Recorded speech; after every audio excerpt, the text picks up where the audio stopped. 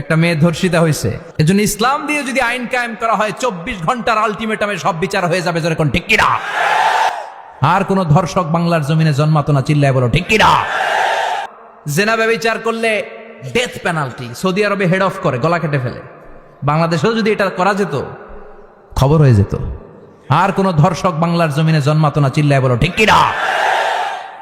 চুরি করলে হাত কাটো, কথাটা কার? السارق والسارقة فاقطعوا أيديهما جزاء بما كسبا نكالا من الله والله عزيز حكيم. If anyone steal something very precious from the society, the government should cut down his right hand.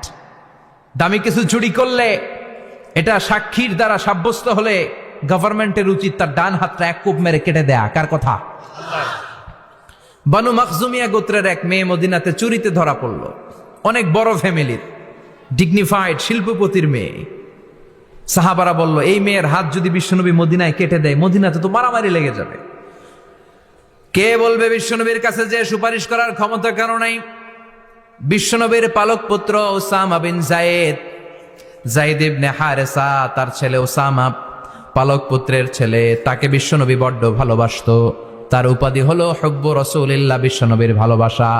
সবাই বলল, উসামা আমরা যে বলতে পারবো না, তুই যে নবীরে সুপারিশ কর। ও নবী, যদিও চুরি করেছে মেয়েটা, সাব্যস্ত হয়েছে, কিন্তু আপনি মাফ করে দেন, হাত কেটে দিয়েন না।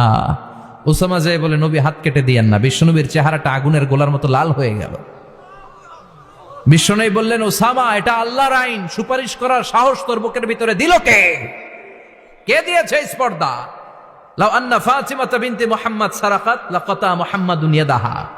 এই মেয়ে তো দূরের কথা, আমার কলিজার টুকরা, নয়নের পুটুলি, জান্নাতি নারীদের সর্দারানী আমার মেয়ে ফাতেমাও যদি চুরিতে ধরা পড়ে, আমি তলোয়ারটা বের করে ফাতেমার হাত কেটে দিতে 1 সেকেন্ডও দেরি করব না। কারণ আইনটা কার? চিল্লায় বলেন কার? ইসলাম বলে চোরের হাত কেটে দাও। জেনা ব্যভিচার করলে ডেথ পেনাল্টি, সৌদি আরবে হেড অফ করে, গলা কেটে ফেলে। বাংলাদেশেও যদি এটা করা যেত, খবর হয়ে যেত। আর কোন ধর্ষক বাংলার জমিনে জন্মাতো না, চিল্লায় বলো ঠিক কিনা?